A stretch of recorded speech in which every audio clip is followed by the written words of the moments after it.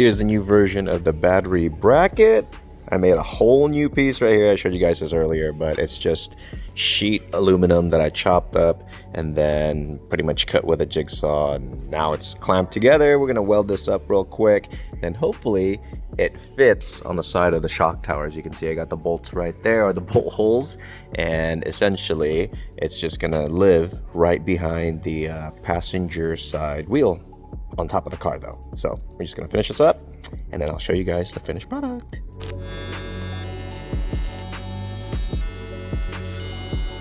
Here's a new battery tray installed. Look how thin that is. You can't even really tell when you're looking at it from this angle.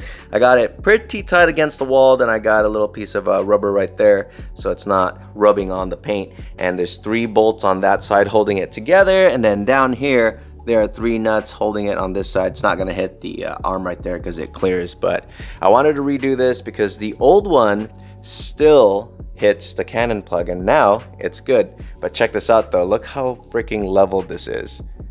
Look at this. Where is it? I gotta make sure I got put this centered.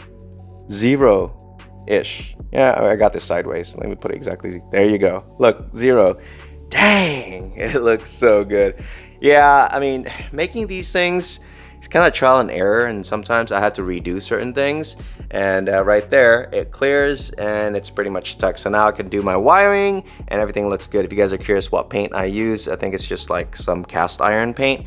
And I just make templates of everything I want to do. So these are the templates right here for that guy. And essentially, I did the same thing for the battery tray, and then I trace it over the material, and that's how I come up with this stuff. So I'm pretty happy with this. We are good to go on finishing up the wiring so we can get this thing all sorted out.